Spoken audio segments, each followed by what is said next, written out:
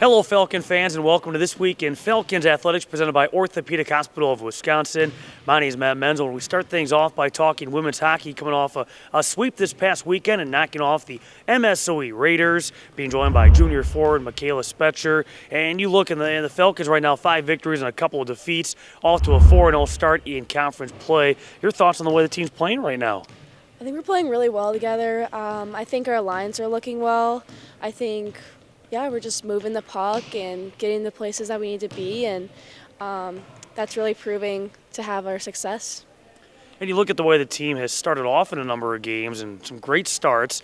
Recapping this past week, a tough loss on Tuesday against UW Stevens Point. You guys jumped in front 2-0, ended up losing by a 3-2 final. You look back at that non-conference game, in your opinion, what changed during the course of that contest? I think it just kind of put a fire under in our bellies, and just like we knew, like, if that's what it takes to win, that we need to put in a full 60 minutes, that we need to focus up for conference games, that's what we were going to do. And so that loss kind of drove us to then win this weekend. Yeah, refocused on Friday and knocking off MSOE in Milwaukee, a great win in which you guys were able to put it away in that third period. You came through with the assist on the game-winning goal scored by Brooke Gibson. Take us through that goal. It was electric. Like, I just saw Brooke streaming the net, and I was like, I'm handing this over to you. Like, I was like, she's got it. And so she put it in the back of the net, and it was great. And I think that really just proves like our team's ability to use each other and really just come together as a team and win. Yeah, 3-1 victory against MSOE on Friday. When you look at that game, okay, you take the 1-0 lead, they come back and tie things up. What's the mindset at that point with a 1-1 game? We just knew we had to bury the puck. I mean, we knew we had to bear down on every opportunity that we got. I mean, Coach was saying that, we have to take every opportunity that we got and use it. So, yeah. And no doubt, when you look at the numbers, you guys are out shooting just about every opponent you have faced so far. And you go to Saturday, and that was a nice 4-0 shutout victory against MSOE. What was the story on Saturday? I think it's more like capitalizing on our opportunities and seeing every opportunity towards the net as a goal. And that's what I would say. And Carolyn Bourgeot coming through with a 12-save shutout. You also came through with a goal on Saturday. Tell us about that goal. It was honestly so weird. It was off of like a rebound, and I had pressure, and I took the shot that I had. I mean, sometimes that's how it goes in. You never know, and so you always look to shoot whenever you can. And you're off to a nice start. You look at your numbers, and so far this year, 4 goals and 3 assists, 3 or 4 goals that come on the power play. Are you pleased with how your season has started? Oh, 100%. I think my success and ultimately comes from the line mates that you're playing with and the team energy that you have on the bench and all those good things, those little things that come together that you don't really see off the ice. You don't really see as someone in the stands, but all those little things, those little cheers, just having your teammates on your back and having your back. And, yeah, I think those things really ultimately come together and have a great success for the team. So far in your career with the Falcons, you were named the NCHA Freshman of the Year a couple of years back with a 15-goal, 12-assist season. As a sophomore, 12 goals, 12 assists. We mentioned what you've done so far in this year junior campaign. Have you been pleased with the progress you have made from year 1 to year 2, now to year 3? I think I really am. I put in the work this summer. I think we all did. I think we all wanted that for our seniors this year. We all wanted to put out a good performance for them, and so I'm really impressed with how this year's going and how our team's looking. I've talked with some of your teammates as well about the senior class. Let me get your thoughts on the fact you have so many seniors. How is the chemistry developing with this squad? I think it's great. The leadership, I mean, I've been with them obviously the longest, and so I think the leadership is great. Brooke is great. Amanda's great. They're just really the backbone of our team, honestly, and seeing that kind of come together and seeing them be seniors and having them shine and have their spot in what they deserve to have is really great. Finally, let me get your thoughts on the weekend ahead. The Border Battle Cup is on the line. You'll be at Lake Forest on Friday at 7 o'clock, back at the Ozaki Ice Center to take on the Foresters on Saturday at 4 p.m. You saw plenty of Lake Forest last year. You saw them in the quarterfinals of the postseason. Your thoughts on the matchup against Lake Forest? I think it really comes down to capitalizing on our opportunities, like I said before, and really just putting together every little thing that we've been working on in practice and putting forth 100%. I think what it comes down to, who wants it more, and I think if we put out our full effort, that will come out with a win. Michaela, all the best to you and your teammates this weekend against Lake Forest. Thank you. When we come back, we talk with Russ DeLapp and cross country as they prepare for at least a couple of runners for the NCAA National Championship Saturday in Indiana. That's coming up next on This Week in Falcons Athletics, presented by Orthopedic Hospital of Wisconsin. I can't imagine being any other profession than an orthopedic surgeon. We have the privilege and we have the responsibility to make people better. We've been fortunate enough to take care of professional athletes. We've also been fortunate enough to take care of our neighbors and friends who trust us to give them back their life.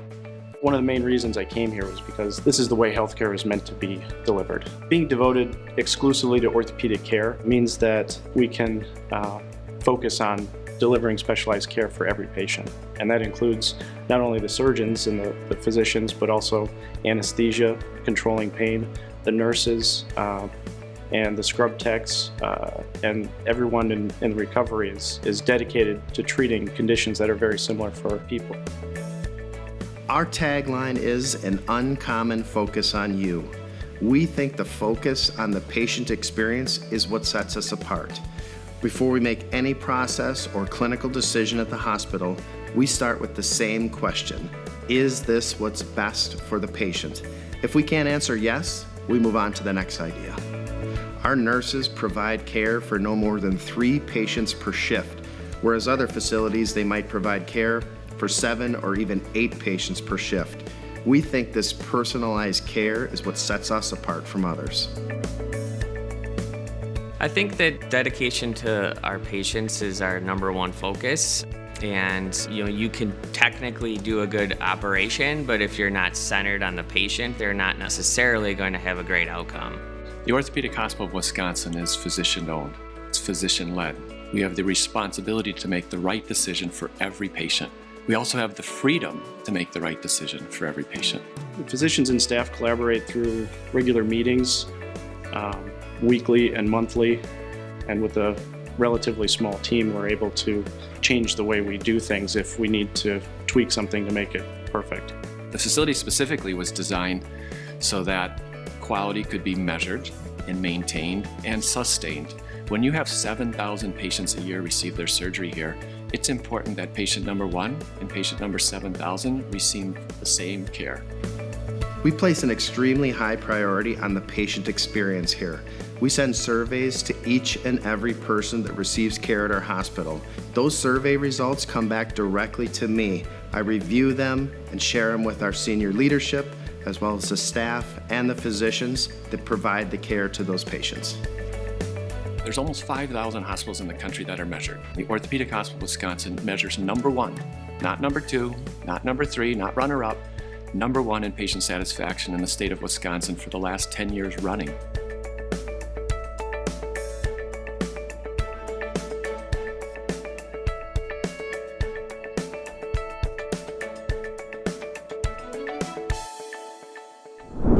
Welcome back to This Week in Falcons Athletics, presented by Orthopedic Hospital of Wisconsin. I'll be joined by cross-country head coach Russ DeLapp as a couple of runners getting ready for nationals from Indiana coming up on Saturday. Let's first start by talking about the women's team and the year the women's team put together, winning a second consecutive NAC championship. On top of the fact they had their best ever performance this past weekend at regionals in Minnesota. The team finishing in 8th place. Your thoughts on the way the women's season played out? Yeah, the women had an incredible year. And they started it out by winning the Tom Berry Invite, and then they went back-to-back with the private college championships, and then really crushed conference really well, and then just kept it going and ran great at regionals with 4 girls in the top 40. Melanie Arvis and Anera were all region, and then Anera made nationals. Yeah, it was awesome. Well, let's talk about her for a second. So making nationals, how have you seen her improve in her time so far with Concordia? Oh man, huge. Yeah, some from her freshman year to junior year, she just dropped a ton of time. But that only comes from her being relentless with her training, and you got to be lucky too. She hasn't been injured, just consistent training. Every year her training's been bumped up, and she's just a monster. And you look at the women's team, no question coming into the season, the expectations were high. Any surprises by what took place this season? A few. You go into the season, you got a bunch of freshmen, you don't know who they really are, and then you're thinking, returners, what are their improvements going to look like? So, Melanie had a huge jump, really improved. Emma ended up injured all summer, but came back really strong. Anera ran phenomenal. I mean, just so consistent. Alicia, Danny, Michaela, right down the line. Some of the sophomores improved by 2, 3, 4 minutes from last year. So it was a phenomenal year for the girls. So on the women's side, the Falcons will have their first representative at nationals since Amanda Kucha qualified 3 years in a row in 2003, 2004, 2005. Now let's look at the men's side and your thoughts on the way that season played out. I thought it was really, really good. We don't have a lot of depth.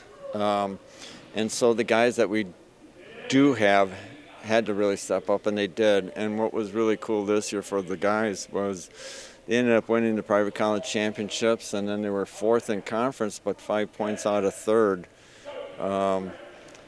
Isaiah and Timmy were all conference. Timmy was all region, and then ended up qualifying for nationals as well. And just a lot of the guys ran really well. Let me ask you about Timmy Bray, what you saw from him this season. Like I see every season, he's just Mr. Consistent. He's somebody that you never think about, like, is he training, is he getting everything in? He's got a passion for running, like a lot of kids on the team, and he puts in the time, man, and he just he's relentless with his training, and that's what you need in order to continue to get better, especially at the national level. You can't get there by coming in and staying at the same training loads as freshmen. And Timmy Bray will be the 4th representative for the Falcons on the men's side, joining Michael Lorenzen, who qualified for nationals in 2006 and 2007. And then recently inducted into the Concordia Hall of Fame, Andy Ashenden qualified for nationals in 2010. What's the thought process now for the two, national qualifiers? How do they go about now training? What's the mindset getting ready for that race? Do you, maybe dumb it down a little bit in the sense you don't want to, over, I guess, think it. It's another race, but it is a big deal. It is a big deal. They've been dreaming about this for years. You approach it the same way. It's not, we only have 1 week, right, from regionals. They're coming off, some of their best races of their life. In 1 week, I've got to come up with some training that can keep them sharp, and let's just go and have fun and race like you race every meet, and let's see what happens. Finally, is this a fun time for you? You go from, wrapping up cross country to right into track and field? Hell yeah, there's no downtime. Track's already going, and as soon as the Nationals is over, I'll be coaching track. Yeah. It's a fun time. It's that crossover season. Coach, all the best to your runners this weekend, and congrats on all the success. Well, thank you very much. I appreciate it. That's Russ DeLapp. And quick note here this week for Falcon Athletics. Women's basketball home opener on Wednesday against nationally ranked Whitewater at 7 o'clock here inside the John Book Fieldhouse. Also of note, on Friday and Saturday, ACHA hockey will be at the Ozaki Ice Center taking on Trine. Men's hockey hosts Lake Forest from the Ozaki Ice Center on Friday, and then Saturday will be the 30th CUW Open. That will take place for wrestling here inside the John Book Fieldhouse at 9 a.m. Thanks for joining us for This Week in Falcons Athletics, presented by Orthopedic Hospital of Wisconsin.